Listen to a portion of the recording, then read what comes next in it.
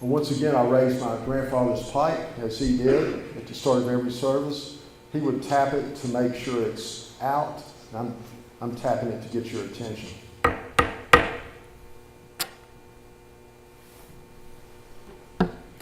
Well, today we're talking about the Good Shepherd.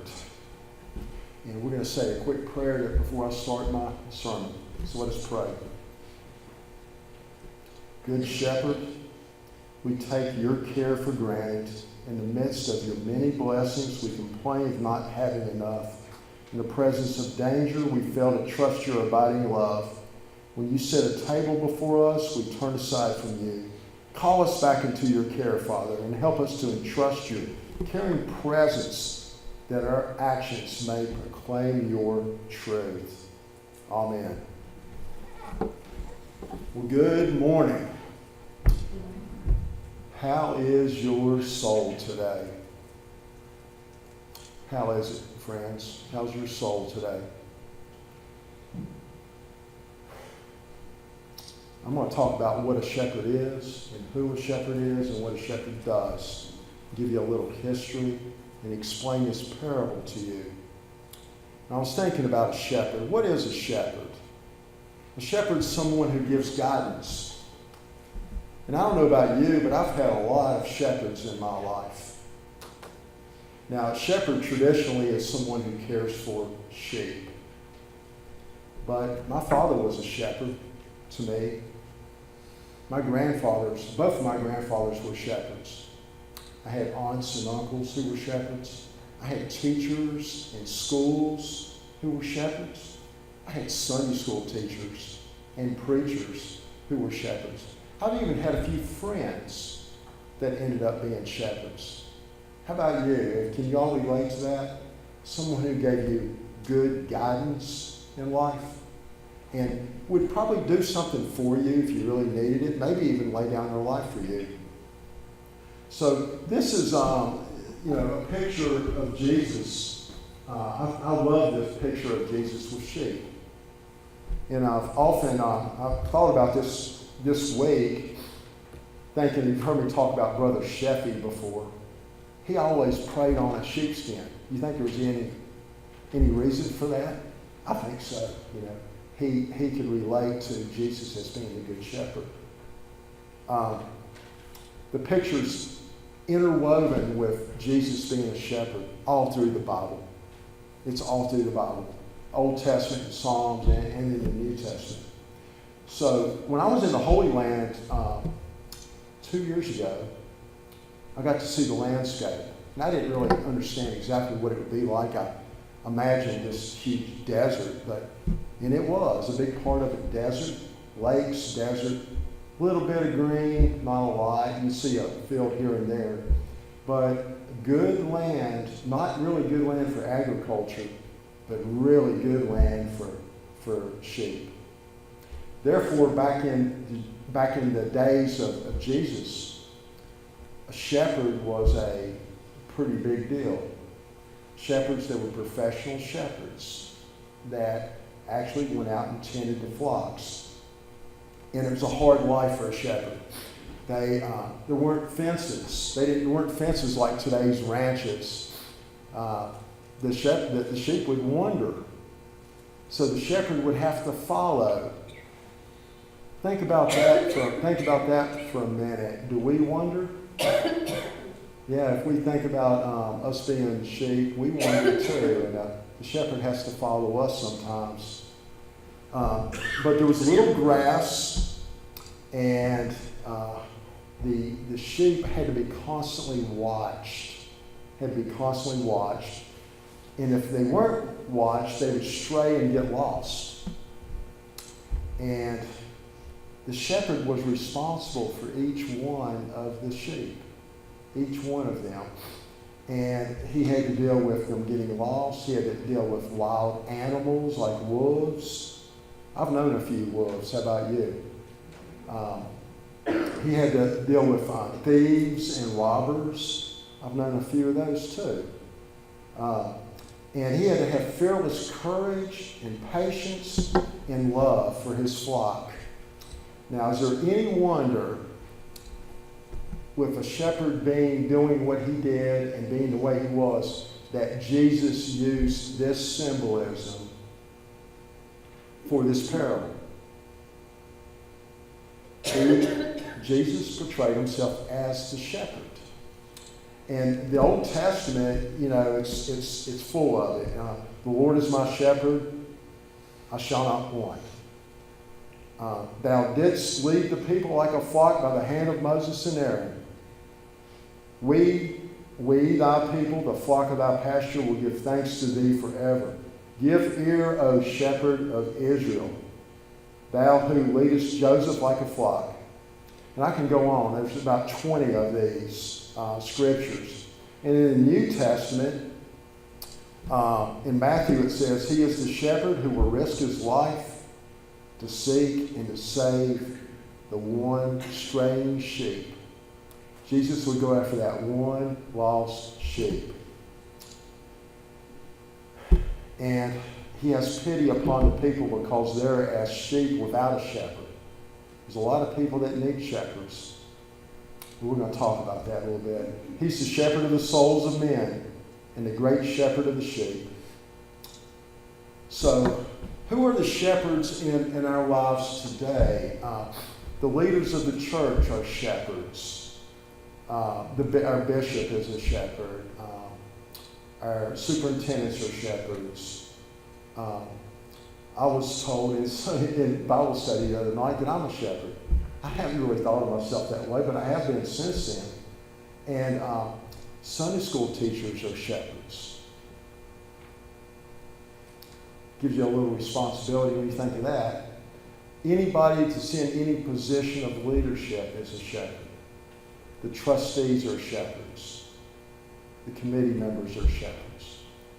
And in fact, as a disciple of Christ, every one of you are shepherds. Everyone in this room is a shepherd if you've accepted Jesus into your hearts. I even found the very word pastor is a Latin word for shepherd. Thanks, Mike, for bringing that to all my attention. The Jewish people had a lovely legend to explain why God chose Moses to be the leader of his people. When Moses was feeding the sheep of his father-in-law in the wilderness, a young lamb ran away. Moses followed it until it reached a ravine where it found a well to drink from.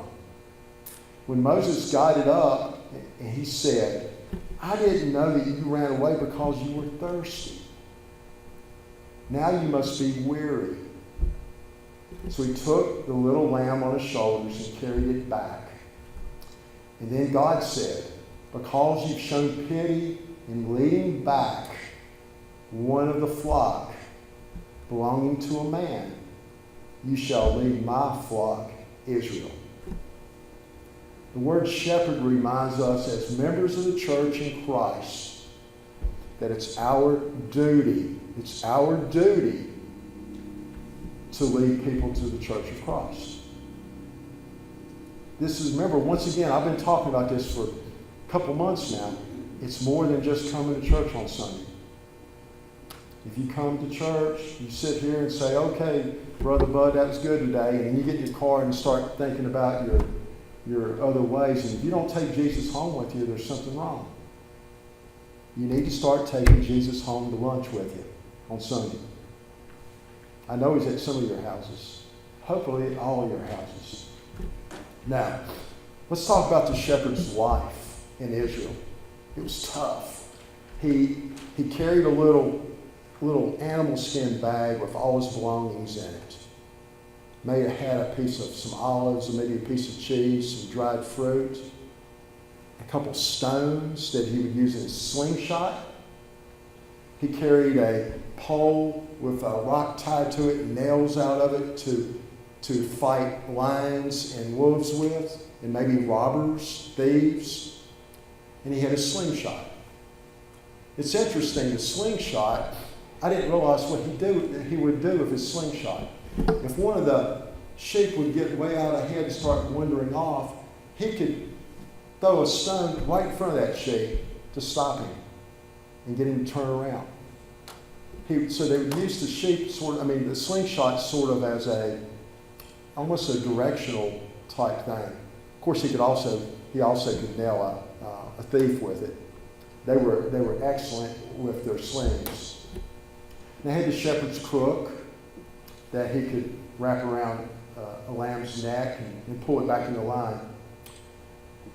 At the end of the day, when the sheep were going into the fold, the shepherd held his rod close to the ground where all the sheep had to go under it. And he did that to inspect each one to make sure that they weren't injured. Now there's symbolism here too, because Jesus said he is the door. You've got to go through him, and he watches for us. He checks each sheep, examines it to make sure it's not been injured during the day. Now in Palestine, the sheep often were with the shepherd for many, many years, because back in these days, the sheep were primarily used for wool. They weren't killed for food, they were used for wool. So the shepherd knew each sheep, and he actually gave them names. He would name them all. You see more symbolism here? He knew each one by name. The sheep knew his voice also. He could call them. Has anybody ever heard anybody calling sheep? I have. I've got a friend that lives over in Thompson Valley, Virginia, over near Tazewell. And I went to visit him one time, and he said, "Let me show you something." And he went in his backyard and started screaming this crazy voice. I thought he was talking in tongues. And here I heard this rumble, and the sheep were coming down the mountain as fast as they could to him. They knew his voice. And then the funniest thing was his little boy was riding a goat down the mountain behind him. So, with a little cowboy hat on.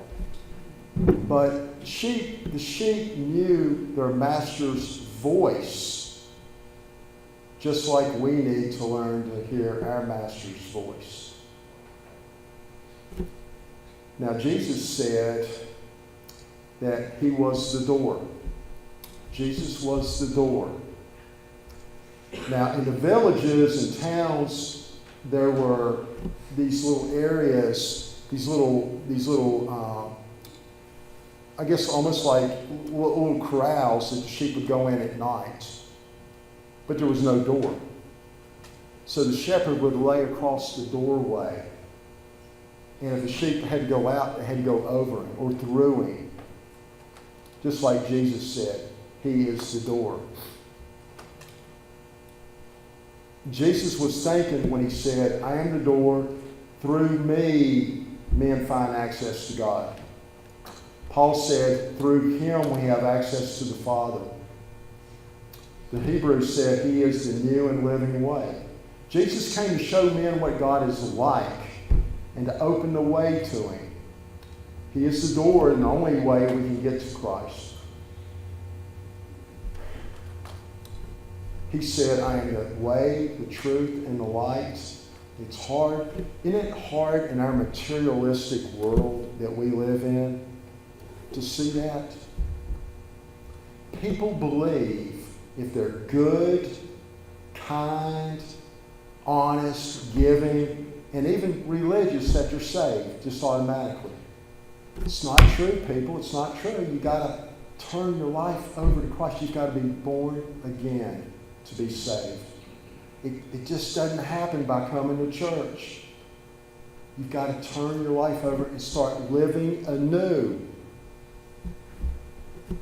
There was a Roman soldier that came to Julius Caesar with a request. He wanted to ask permission to commit suicide. This Roman soldier did. And he was a wretched, dispirited, beaten down individual. And Caesar looked at him and said, "Man, were you ever really alive? I don't even see that you're alive now." And when we try to live our lives on our own, life can be dull, it can be sad, it can be like that Roman soldier. I've been there. You've got to reach out for Jesus' hand, grab it, and turn your life over. And suddenly, it can happen to you right now. Suddenly, you get this warm feeling in your heart and this big smile on your face. And just give all your troubles away. I'm telling you, it can change you. It can change you right here, right now. It doesn't matter what's on your heart. Amen. Now, Jesus talked about there were some good shepherds and there were bad shepherds. And now a shepherd, when he was out with his fold out in the field, if one of them got injured or got killed, he had to bring back proof. He had to bring back the animal part or what was left to show the master that it really was a death, a justified death of this sheep. And David told Saul how he was keeping his father's sheep, and he had to battle a lion and a bear. And Isaiah talks about it, about dealing with a lion. And to the shepherd, the most natural thing in life was to defend his flock. And sometimes the shepherd had to do more than risk his life. Sometimes he had to lay it down. Even when thieves and robbers came to steal the sheep. And that's what our good shepherd did for us. He laid down his life for us. Now, a real shepherd is born to the task. A real shepherd is somebody who does things out of love. They just like the people that help somebody, a stranger on the street. They do it out of love. They don't do it to be noticed or be congratulated or made to feel good. They do it out of Christian love. People who like to pray in public just so they can say, oh, that's a good Christian over there. That's not what we're talking about. We're talking about people that pray and God sees them. That's all. Just God sees them. There are, unfortunately, in every organization and in every church, there are false prophets. There are people that preach for wealth and fame. This is what the scriptures are referring to as false shepherds, bad shepherds. We're talking about, Jesus is talking about the shepherds that do it for love. Jesus' point is that man who works only for reward thinks chiefly of money. The man who works for love thinks of the people he's trying to serve. Jesus gave his life for his flock. And he suffered a lot of danger. Now, no one is privileged. The disciples thought they were privileged. The Jewish people thought they were privileged. And indeed, Jesus did focus on these groups in the beginning because he had to start somewhere. He had to start somewhere. But once he instructed his disciples, he said, go out to everyone, to the Gentiles. Spread it. There's an interesting story. I like to read history, and I read a story about a French missionary who was up in Canada, and he came across an Indian tribe, and